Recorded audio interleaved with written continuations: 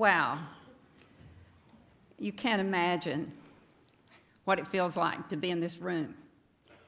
To be in this room with so many people who love the University of Texas. I didn't start here. Sometimes I have to explain that I come from a Baptist background, have a couple of degrees from Baylor, and when I told people I was coming to the University of Texas, I think I told them I was coming to do missionary work. But you know, it sort of worked the other way, because I am a convert. I found that this is where there's family. I found that this is where there's opportunity. And most of all, I don't just consider that a tagline. What starts here changes the world. It changed my world. It changed my world to give me an opportunity to pursue my passion, something I never dreamed that I could do, because I didn't see women coaching. I saw football coaches who drew straws, and who got the short straw coached girls basketball. I saw it change the world of so many young women, so many women who had access to an education at a great institution. And I saw in a bigger picture a story that you may not know. In the late 80s, the University of Texas hosted the Final Four for women's basketball.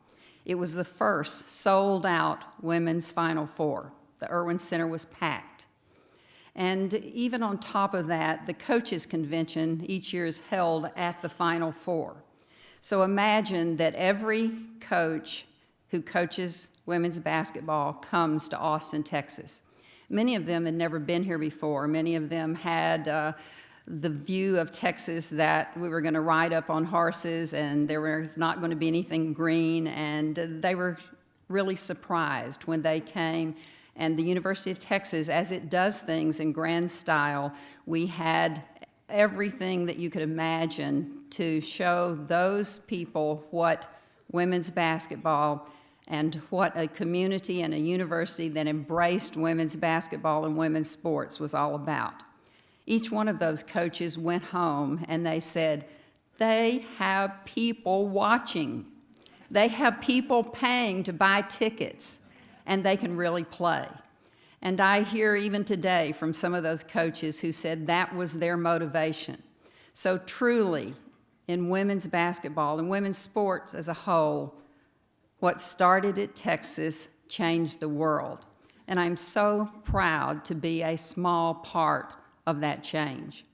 I can't think of very many professions that is, as in the 70s, was as male-dominated as sports. And it wasn't always easy. But when you saw the things that happened, it warmed your heart, and it made for memories I'll never forget. I'll close with a story. There was a young couple. The woman was a professor in one of the departments on campus, and she started to come to the game and bring her little 3-year-old girl. It was right at the end of the season, and they had come to several games, and one night they went home after a game, and it was during the playoff times. They turned on television, and there was a men's game on. And the little girl looked at her parents, and she said, "Boys play basketball." So I really appreciate the opportunity to have a little bit of the part of changing the world in women's sports. And there's so many of you that I need to say thank you to, and obviously I cannot.